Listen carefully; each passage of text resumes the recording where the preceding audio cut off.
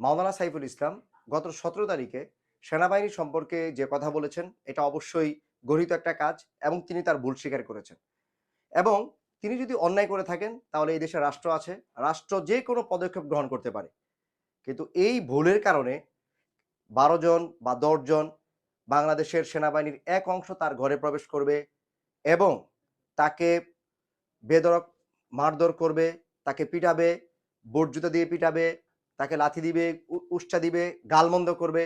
এটা কোন দেশে বসবাস করছি আমরা? এটা কি কোন দেশ? আমরা কি ২৪ পরবর্তীতে এই দেশেই আশা করেছিলাম? যে দেশে আমাদের বাক স্বাধীনতা বলতে এটাই আমরা চেয়েছিলাম? কেউ অন্যায় করলে দেশে রাষ্ট্র আছে, দেশের আইন আছে, শাসন আছে, সেটার মাধ্যমে তার বিচার ফয়সালা হবে।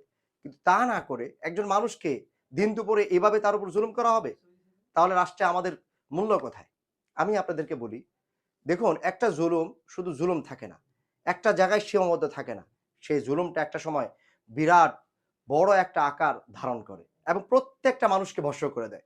আজকে যে জুলুমটা একজন আলেমের উপর, একজন জুলাই যোদ্ধার উপর করা হচ্ছে, সেই সেই জুলুমটাই আগামীকাল আপনার রং, বর্ণ, আপনার দলকে শেষ করে দিবে। আপনি এজ এ বিএনপি, আপনি এনসিপি, আপনি জামাত আগামীকাল এগুলো দেখবে না। আগামীকাল আপনার উপর এই জুলুম আসবে।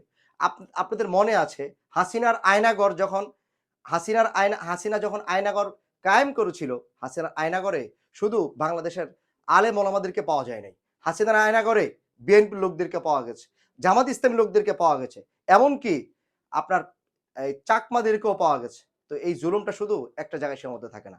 সুতরাং এই জুলুমের বিরুদ্ধে আমাদেরকে কথা বলতে হবে। আমরা রক্ত দিয়েছি এই জুলুমের জন্য না। আমরা রক্ত দিয়েছি এই জুলুমকে বিতাড়িত করার জন্য। একটা রাষ্ট্র পাওয়ার জন্য। যেই রাষ্ট্রের জন্য আমরা দোয়া করেছি, রব্বি জাআল হাযাল বালাদা আমিনা। আল্লাহ আপনি আমাদেরকে একটা নিরাপদ রাষ্ট্র দেন। এই সেই নিরাপদ রাষ্ট্র আমরা পেয়েছি। এই জন্যই ২০০০ শহীদ রক্ত দিয়েছে। এই জন্যই হাজার, হাজার মানুষ আহত হয়েছে, পঙ্গুত্ব হয়েছে, অন্ধ হয়েছে। সেই দেশ আমরা আমরা আশা করিনি। সুতরাং এই জুলুমের বিরুদ্ধে দয়া করে আপনারা শক্ত অবস্থান করুন।